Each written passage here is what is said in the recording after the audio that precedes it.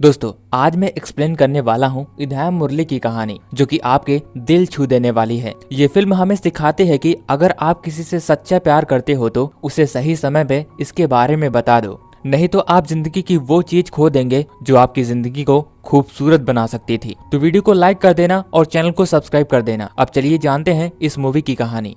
Film की शुरुआत इधाया की शादी की तैयारी से होती है। उसके माता पिता अब इस दुनिया में नहीं थे। उसको पाल पोस कर बड़ा करने वाले उसके अंकल थे, लेकिन शादी से कुछ दिन पहले अंकल किसी जरूरी काम के लिए अमेरिका चले गए थे। सभी लोग इसी चिंता में थे कि अगर वह समय पर वापस नहीं आए तो शादी रुक सकती है। इसी बीच इधाया अपने दोस्तों के साथ एयरपोर्ट जाने की तैयारी करता है ताकि शादी की मुहूर्त से पहले वह शहर पहुंच सके। हवाई जहाज में सफर करते समय गलती से इधाया का मोबाइल उसके बगल वाले बैठे व्यक्ति से बदल जाता है। जब दोनों को इस बात का पता चलता है तो दोनों एक दूसरे से माफी मांगकर अपना दोनों का फोन वापस बदल लेते हैं। लंबा सफर होने की वजह से इधाया के दोस्त उस आदमी से उसकी पुरानी जिंदगी के किस्से सुनाने को कहते हैं और यहीं से कहानी फ्लैशबैक में चली जाती है। साल 1998 में इधाया स्कूल में पढ़ता था। उसके दो दोस्त सबसे अच्छे थे। एक का नाम प्रभु था और दूसरे का नाम द्रविड़। इधाया बहुत सीधा साधा लड़का था और उसके दोस्त जो भी कहा करते थे वह बिना सोचे समझे उन सभी को मान लिया करता था। एक दिन उन्होंने मजाक मजाक में उसे समझा दिया कि अगर कोई लड़का किसी लड़की को किस कर देता है तो वह लड़की प्रेग्नेंट हो जाती है। अब मासूम इधाया इन सब बातों को सच मान लेता है। जब उसने अपने एक स्कूल के सीनियर सचिन के बारे में इससे पूछा तो उसने भी मजाक लेते हुए इसी बात को सही कह दिया। इधाया की अंग्रेजी पढ़ाने वाली मैडम गीता उसे बहुत पसंद करती थी।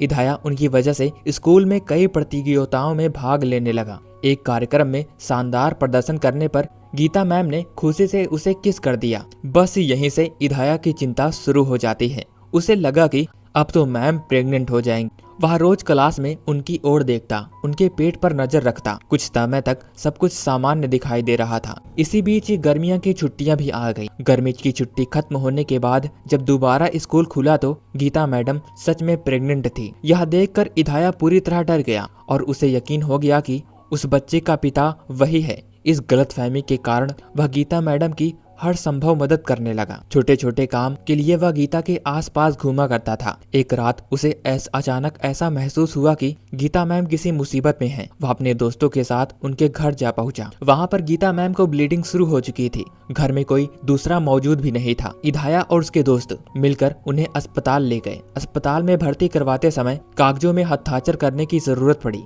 तो मासूम इधाया ने पति की जगह पर अपना नाम लिख दिया, जबकि गीता मैडम के असली पति विदेश में नौकरी करते थे और पत्नी की डिलीवरी के समय छुट्टी लेकर आ नहीं सकते थे। बच्चे के जन्म के बाद इधाया और उसके दोस्त वहां से लौट आए। कुछ दिनों बाद उन्हें पता चला कि गीता मैडम ने नौकरी छोड़ दी और कहीं दूसरी जगह चली गईं। इधाया की जिंदगी का पहला मासूम प्यार अधूरा रह गया। अब मासूम सा बच्चा अपनी टीचर से ही प्यार करने लगा था। समय बीतता गया और इधाया अब 12वीं कक्षा में पहुंच जाता है। प्रभु और द्रविड़ अब भी उसके सबसे करीबी दोस्त में से एक थे।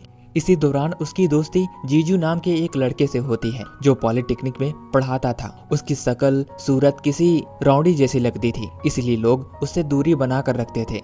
प्रभु और द्रविड़ को भी जीजू पसंद नहीं था, लेकिन इधाया उन्हें समझाता है कि जीजू जितना बाहर से सख्त दिखाई देता है अंदर से उतना अच्छा इंसान है। सच तो यह था कि दोनों अक्सर छिपकर टेनिस खेलने जाया करते थे। एक दिन टेनिस कोर्ट में इधाया की मुलाकात समंथा नाम की एक लड़की से होती है। उसे पहली ही नजर में समंथा से प्यार हो जाता है। वह सिर्फ उसे देखने और उससे बातें करने के लिए रोज टेनिस खेलने जाया करता था। बाद में जब उसे पता चला कि समंथा एक ट्यूशन सेंटर में पढ़ाती है तो वो वहाँ भी दाखिला ले लेता है। उसके दोस्त भी उसके साथ उसी ट्यूशन में आ जाते हैं। इधाया धीरे धीरे समंथा के करीब आने की कोशिश करता है। टेनिस कोर्ट पर तो समंथा उस पर ज्यादा ध्यान नहीं देती थी, लेकिन ट्यूशन में कई बार वह उसकी तरफ देखकर मुस्कुरा दिया करती थी। यही छोटी छोटी बातें इधाया के दिल में उम्मीद जगाती थी कि एक दिन उसका प्यार जरूर सफल होगा। इधाया चुपचाप समंथा से एक तरफा प्यार करने लगा था। एक दिन समंथा अपने जन्मदिन की पार्टी में ट्यूशन के सभी दोस्तों को अपने घर पर बुलाती है। इधाया इस मौके का अपने प्यार का इजहार करने का सबसे सही समय मानता है। वह एक सुंदर सा तोहफा लेकर पार्टी में पहुंच जाता है। शुरुआत में समंथा उन लोगों पर ज्यादा ध्यान नहीं देती, लेकिन थोड़ी ही देर बाद खुद आकर सभी को जूस देने लगती है। कुछ देर बाद वह दोबारा से जूस लेकर आती है। इधर इधाया और उसके दोस्त हैरान हो जाते हैं कि आखिर वह 2 बार जूस क्यों दे रही है। जब गेट काटने सा समय आया तब उनके सामने एक ऐसा सच सामने आता है जिसने सबको चौंका दिया। दरअसल समंथा की एक जुड़वा बहन भी थी जिसका नाम संयुक्ता था। दोनों बहनें बिल्कुल एक जैसी दिखाई दिया करती थी। अब इधाया के दोस्तों को समझ आया कि जिसे वह रोज ट्यूशन में देखता है और जिसे करने लगा है वह वास्तव में समंथा थी। इसलिए वे इधाया से कहते हैं कि अब और देर मत करो, इसी मौके पर अपने दिल की बात समंथा से कह दो। असल में टेनिस में खेलने वाली कोई और लड़की नहीं थी बल्कि समंथा की बहन संयुक्ता थी, जबकि इधाया उसे समंथा समझकर एक तरफा प्यार कर रहा था। यही वजह थी कि टेनिस कोर्ट में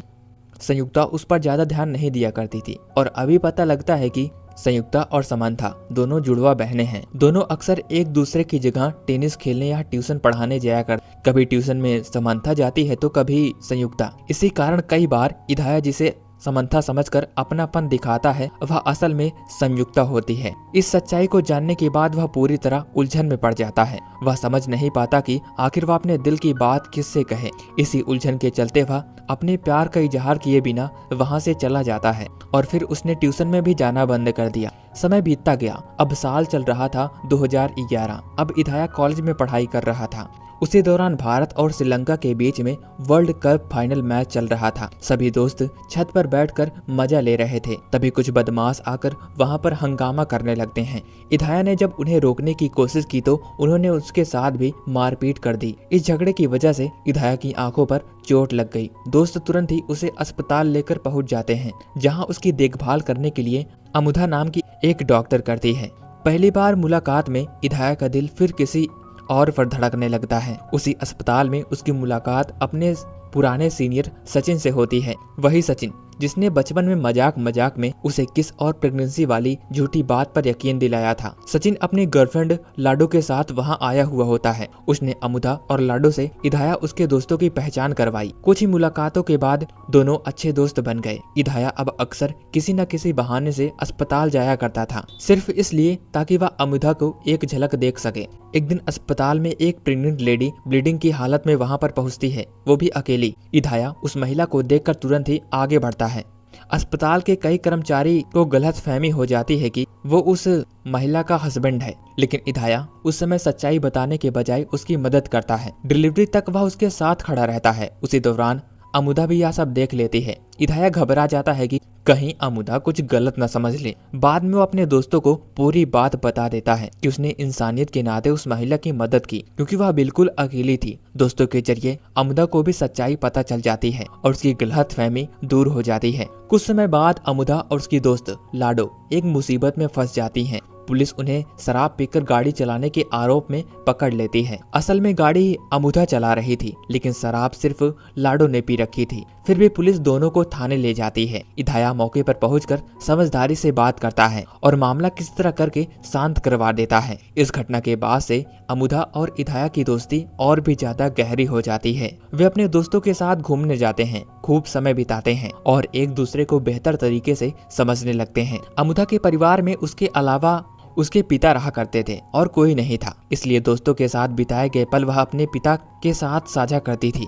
धीरे धीरे कॉलेज का आखिरी दिन आ गया। अब सभी की राह अलग अलग होने वाली थी। अमुदा 2 दिन बाद अपने शहर लौटने वाली थी और उसके बाद शायद दोनों की मुलाकात कभी न हो। इधाया समझ चुका था अगर इस बार उसने देरी की तो वह अमुदा को हमेशा के लिए खो देगा। दोस्त उसे बार बार हिम्मत देते हैं कि अब जाकर अपने प्यार का इजहार कर दे बे, लेकिन इधाया हिम्मत नहीं जुटा पाता। वह अमुदा को रेलवे स्टेशन तक भी छोड़ने जाता है, फिर भी उसके होठों से एक शब्द भी नहीं निकलते। ट्रेन चलने लगती है, फिर भी वह अपने प्यार का इजहार नहीं कर पाता। वैसे आप अपने बारे में बताओ, क्या आपके साथ भी ऐसा हुआ है? अगर हुआ है तो कमेंट बॉक्स में जरूर बताना। इधर अमुदा को भी महसूस हो रहा था कि इधाया उससे कुछ कहना चाहता है, लेकिन कुछ कह नहीं पा रहा। इस तरह इधाया की जिंदगी में एक और प्यार बिना कुछ कहे अधूरा रह जाता है। इसके बाद सभी अपनी अपनी जिंदगी में व्यस्त हो जाते हैं। प्रभु ने भी अपनी दोस्त के एक ग्रुप में एक लड़की से शादी कर ली थी और दूसरी ओर कई सालों तक साथ रहने वाले सचिन का भी रिश्ता टूट जाता है। दोनों अलग अलग हो जाते हैं। इधाया अपने अंकल के साथ मिलकर पहले छोटे टीवी केबल का काम किया करता था, लेकिन बाद में दोनों ने मिलकर एक टीवी का चैनल शुरू कर दिया जो काफी सफल हो गया है। अभी पूरे कारोबार की जिम्मेदारी इधाया ही संभालता था। अब समय बदल गया था। सभी दोस्त एक दूसरे से दूर हो गए थे। संपर्क भी लगभग टूट चुका था। कुछ समय बाद खबर मिलती है सचिन तुलसी नाम की एक लड़की से शादी करने वाला है। शादी में शामिल होने के लिए सभी पुराने दोस्त दोबारा से शहर लौट आते हैं। इदाया भी शादी में एक दिन पहले पहुंचता है। उसे लेने के लिए तुलसी के परिवार के एक अंकल आते हैं। जैसे ही इदाया गाड़ी में बैठता है, उसकी नजर पीछे बैठी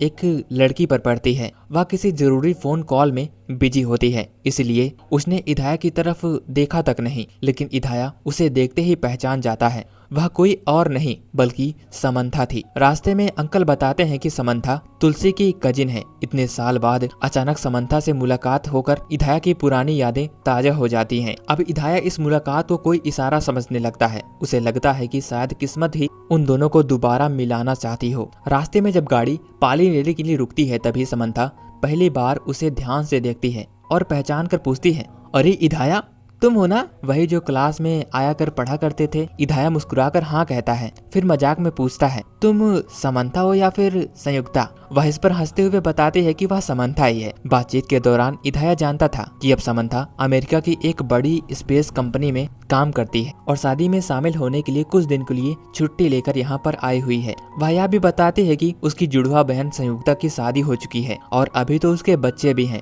यह सुनकर इदाया की खुशी का ठिकाना नहीं रहता। दोनों इस शादी वाले घर की ओर आगे बढ़ते रहते हैं। तभी अचानक सचिन का कॉल आता है। सचिन घबराए हुए बताता है कि उसने नशे की हालात में अपनी एक्स गर्लफ्रेंड लाडो को भी शादी का निमंत्रण दे दिया है। अब लाडो गुस्से में एयरपोर्ट पहुंच चुकी होती है। सचिन इदाया से कहता है वह किसी तरह उसे समझाकर शादी वाले घर तक ले आए, लेकिन ध्यान रखना कि वह शादी में कोई हंगामा ना खड़ा। क्योंकि समंथा दुल्हन की यानी कि तुलसी की रिश्तेदार थी, तो इसी वजह से इदाया लाडो के बारे में समंथा को कुछ भी नहीं बताता। वह बहाना बनाकर एयरपोर्ट पर पहुंच जाता है और लाडो को शांत कराने की कोशिश करने लगता है। वह उसे गले लगाकर समझाता है और कहता है, गाड़ी में बैठी लड़की के सामने इस मामले का बिल्कुल भी जिक्र मत करना। अब गले मिलने वाला दृश्य देख करके समंथा को गलतफहमी हो जाती है। समंथा को लगता है कि लाडो और इदाया दोनों गर्लफ्रेंड बॉयफ्रेंड हैं। जब सदी शादी वाले घर में पहुंचते हैं तो वहां भी ज्यादातर लोग यही समझते हैं कि इदाया और लाडो एक दूसरे से प्यार करते हैं। सचिन भी फिलहाल इसी गलतफहमी को दूर करता है। रात में लाडो अपने जज्बातों पर काबू नहीं रख पाती। वह सचिन से कहती है वह आज तक उसे भुला नहीं पाई है। अगर सचिन सचमुच उससे प्यार करता है तो शादी उसे यहीं पर रोकनी पड़ेगी। सचिन बहुत शांति से उसे समझाता है कि उनका रिश्ता बहुत पहले खत्म हो चुका है। अब उसकी शादी एक ऐसी लड़की से होने जा रही है जिसके साथ दोनों परिवारों की खुशियां जुड़ी हुई हैं। अगर वो इस शादी को रुकवा देगा तो कई लोगों की जिंदगी बर्बाद हो जाएगी और तो और दोनों कभी खुश नहीं रह पाएंगे। सचिन की बातें सुनकर लाडो को अपनी गलती का एहसास हो जाता है। वह मान जाती है कि अब वह उसकी शादी में कोई भी रुकावट नहीं डालेगी। समंथा ने यह पूरी बातचीत सुन ली थी। अब उसे भी पता चल गया था कि लाडो इदाया की नहीं बल्कि सचिन की एक्स गर्लफ्रेंड है। अब समंथा की भी गलतफहमी दूर हो जाती है। बाद में वह इदाया से मुस्कुराकर पूछती है, तो मतलब अभी तुम सिंगल ही हो? इदाया हाँ में जवाब देता है, लेकिन उसके मन में एक सवाल उठ रहा था, आखिर समंथा ने यह सवाल क्यों पूछा। अब अगले दिन शादी धूमधाम से संपन्न हो जाती है। रात को समंथा चुपके से घर से निकलकर पानी पूनी खाने के लिए जाती है। इदाया भी उसे देख ले और रास्ते में उसके साथ चल पड़ता है। दोनों पानी पूरी वाले के पास पहुंच जाते हैं जो उनके पुराने ट्यूशन के सेंटर के पास हुआ करता था। वहां पहुंचकर दोनों को पुराने दिन याद आने लगते हैं। बीती बातों पर हंसते हुए दोनों का दिल एकदम खिल सा जाता है। इतने सालों बाद इदाया के दिल में दबा हुआ प्यार फिर से जाग उठता है। इस बार वह तय कर लेता है कि चाहे कुछ भी हो जाए वह अपने दिल की बात जरूर कह कर रहेगा। लेकिन तभी समंथा बताती है कि अगली सुबह उसकी अमेरिका की फ्लाइट है और उसे वहां पर पहुंचते ही एक बेहद इम्पोर्टेंट कार्य के लिए अंतरिक्ष में जाना होगा। यह सुनते ही इदाया फिर से उलझ जाता है। वह सोचने लगता है कि क्या इस समय पर अपने प्यार का इजहार करना सही रहेगा। आखिरकार इदाया को उसके दोस्त समझाते हैं कि अगर वह इस बार भी चुप रहा तो शायद वह अपनी पूरी जिंदगी ऐसे ही पछताता रहेगा। उनकी बातें सुनकर इदाया तुरंत एयरपोर्ट के लिए निकल पड़ता है, लेकिन किस्मत एक बार फिर से उसका साथ नहीं देती। जिस टीवी चैनल को इदाया संभालता था वहीं पर कुछ गुंडे बदला लेने के लिए पहुंच जाते हैं। उनसे भिड़ने में ही काफी ज्यादा समय निकल जाता है। दरअसल वह गुंडे इसलिए आए थे क्योंकि उसके चैनल ने एक सच्चाई उजागर कर दी थी, जिसकी वजह से नेता काफी ज्यादा इंसल्ट हुआ था। अब किसी तरह वह लड़ भिड़कर एयरपोर्ट पर पहुंच जाता है, लेकिन तब तक समंथा वहां से जा चुकी थी। घबराहट में वह एयरपोर्ट के स्टाफ का जैकेट पहनकर रनवे की ओर दौड़ पड़ता है, लेकिन उसके पहुंचने से पहले वह जहाज उड़ान भर लेता है। वह बेबस होकर उसे जाते हुए देखता रहता है। उसे एयरपोर्ट पर उसकी मुलाकात अपने पुराने दोस्त जीजू से होती है, जो वहीं पर नौकरी करता था। इधाया की हालात देखकर उसे भी कुछ समझ नहीं आ पाता। तब इधाया सब कुछ समझाता है। तब उसका दोस्त जीजू कहता है कि अगर वह समंथा से सचमुच प्यार करता है तो उसे प्यार का इजहार कर देना चाहिए था। अब वह दोबारा से एक बार उस लड़की को खो चुका था। अमेरिका पहुंचने के बाद समंथा सीधे अपने मिशन पर पहुंच जाती है और इसलिए उसके पास संपर्क कर पाना अब नामुमकिन हो जाता है। अब कहानी प्रेजेंट टाइम में आती है। वह दूसरा आदमी जिसका नाम सूर्या होता है वह हंस पड़ता है। वह इधाया से कहता है उसने अपनी जिंदगी में हर बार सिर्फ एक डर की वजह से अपने प्यार को खो दिया था। अगर वह सही समय पर अपने दिल की बातें उस लड़की के सामने कह देता तो शायद आज उसकी जिंदगी में कुछ और रंग होते। अब इधाया अपनी अधूरी प्रेम कहानी नहीं सुनाना चाहता था। तभी इधाया के दोस्त बताते हैं कि अभी तक जो सुनाया वह सिर्फ शुरुआत थी, असली कहानी तो अब शुरू होने वाली है। अब सूर्या भी जानना चाहता था कि आखिर इधाया की जिंदगी में आगे क्या हुआ। वह पूछता है कि आखिर इधाया की सगाई कैसे हुई। इसके बाद इधाया अपनी जिंदगी का एक और दर्दनाक किस्सा सुनाता है। समांथा को दूसरी बार खो देने के बाद वह पूरी तरह टूट चुका था। काफी समय बीत जाने के बाद उसके अंकल ने समझाया कि वह अपनी पुरानी यादों से बाहर निकले और अरेंज मैरिज कर ले। परिवार की उसने सलाह मानी और इसी बीच उसकी मुलाकात अदिति नाम की एक लड़की से हुई। दोनों एक दूसरे को पसंद करने लगे थे और जल्दी उनकी सगाई भी करवा दी गई। एक दिन इधाया अदिति से मिलने के लिए एक मॉल पहुंच जाता है, लेकिन अचानक वहां उसकी मुलाकात कई सालों बाद अमुधा से हो जाती है। कॉलेज खत्म होने के बाद रेलवे स्टेशन पर आखिरी बार मिलने के बाद दोनों एक दूसरे से कभी नहीं मिले थे और न ही कोई संपर्क हुआ था। इतने सालों बाद एक दूसरे को सामने देखकर दोनों भावुक हो जाते हैं। अमुधा उससे उसके दोस्तों और जिंदगी के बारे में पूछने लगती है। कुछ देर बाद सामान्य बातें होने के बाद वह वहां से जाने लगती है, लेकिन अचानक वापस लौटकर वह कहती है कि वह एक बात बताना चाहती है और चाहती है कि इधाया उसे गलत न समझे। अमुधा बताती है कि कॉलेज के दिनों में वह इधाया से प्यार करती थी, लेकिन कभी हिम्मत नहीं जुटा पाई। रेलवे स्टेशन पर विदा लेते समय भी वह अपने प्यार का इजहार करना चाहती थी, लेकिन डर के कारण वह चुप रह गई। फिर उसकी शादी भी हो गई। अब उसके 2 बच्चे हैं। यह सुनकर इधाया पूरी तरह शॉक्ड रह जाता है। उसे एहसास होता है कि जिस समय वह अमुधा से प्यार करता था उसी समय उसे अपने प्यार का इजहार कर देना चाहिए था। दोनों की लाइफ सेट हो जाती, लेकिन अब दोनों की जिंदगी बिल्कुल अलग हो चुकी थी।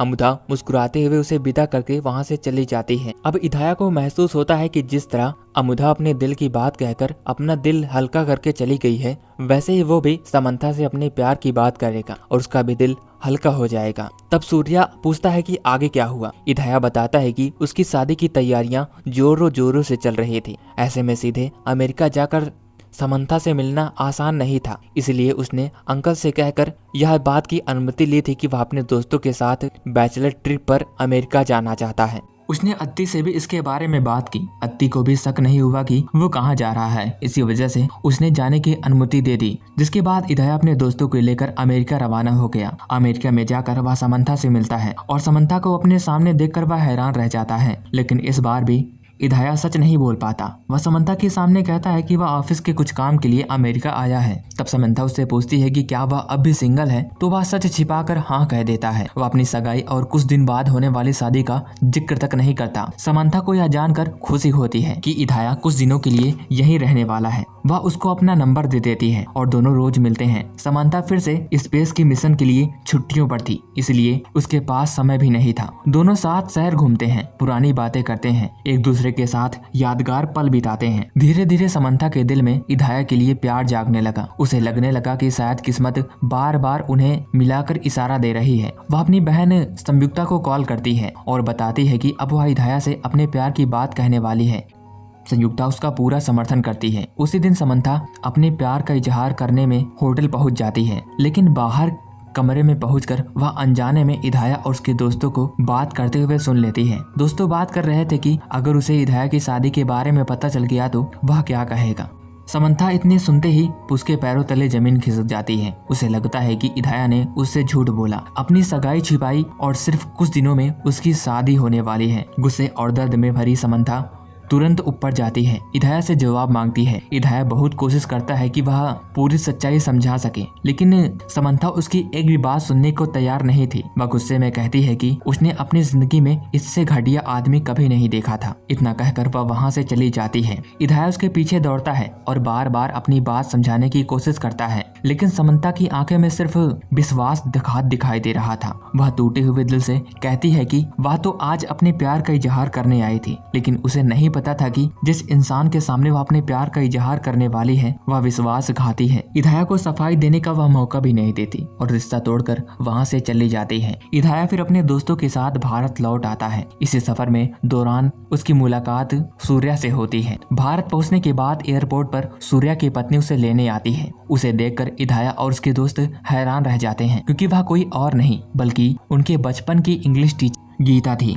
उनसे मिलते हैं सभी की पुरानी यादें ताजा हो जाती हैं। बचपन में किस और प्रेगनेंसी वाली बात सुनकर सभी जोर जोर से हंसने लगते हैं। तभी उन्हें पता चलता है कि उस समय विदेश में नौकरी लगने की वजह से गीता मैम कहीं और शिफ्ट हो गई थी। उधर शादी का मुहूर्त भी नजदीक आ रहा था। इदाया भारी मन से मंडप की ओर बढ़ता है, लेकिन आखिरी समय पर वह अपने अंकल को सच कह देता है कि वह समंथा से प्यार करता है। अगर संभव हो तो शादी रोक दी जाए। अंकल जानते थे कि शादी में करोड़ों मेहमान आ चुके हैं। अदिति के पिता भी एक बड़े नेता होने के कारण वे भी एक प्रतिष्ठित लोग थे। ऐसे समय में शादी रुकवाना ठीक नहीं था, लेकिन फिर भी अंकल शादी रुकवा देते हैं। लेकिन इदाया फैसला करता है कि अगर वो ऐसा करेंगे तो उनकी इज्जत मिट्टी में मिल जाएगी। वह मजबूरी में शादी करने का फैसला कर लेता है।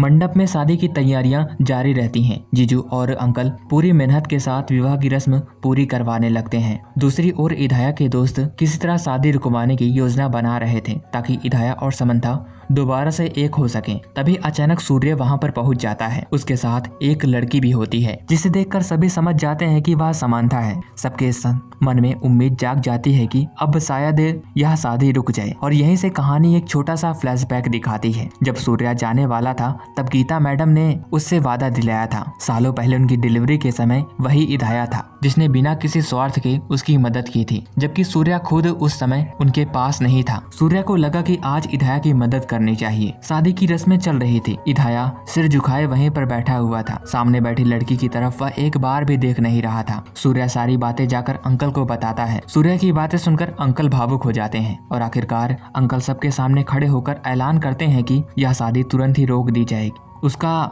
लड़का अदिति से प्यार नहीं कर। यह बात सुनकर अदिति को बहुत ही ज्यादा बुरा लगता है। तब सूर्या उसे समझाता है कि उसे खुद को बदकिस्मत नहीं कर समझना चाहिए। वह बताता है कि इदाया 20 साल से सिर्फ एक लड़की से प्यार करता आया है। आज तक उसने अपने दिल की बातें उसके साथ कर भी नहीं पाई थी। अगर अदिति की शादी उससे हो भी जाती तो शायद दोनों के बीच में अनबन बनी रहती, इसलिए शायद जो हुआ वह अच्छा हुआ। तभी इधर इदाया सामने खड़ी लड़की की तरफ देखता है और कहता है, तुम समंथा नहीं संयुक्ता हो। समंथा कहाँ है? उसकी यह बात सुनकर सभी चौंक जाते हैं। तब सूर्या सच बताता है कि असल में समंथा अमेरिका के मिशन पर पहुंच चुकी है और उसे जल्दी भारत लाना संभव नहीं था, इसलिए वह उसकी जुड़वा बहन समंथा को लेकर आया ताकि पहले शादी रुकवाई जा सके। इस बार इदाया पहली बार अपनी गलती किए बिना दोनों बहनों में सही पहचान कर लेता है। इसके बाद वीडियो कॉल के जरिए अंतरिक्ष में कॉल की जाती है, लेकिन समंथा कहती है कि जब तक इदाया अपने मुंह से आई लव यू नहीं कहता तब तक वह शादी के लिए हाँ नहीं करेगी। इदाया हिम्मत जुटाकर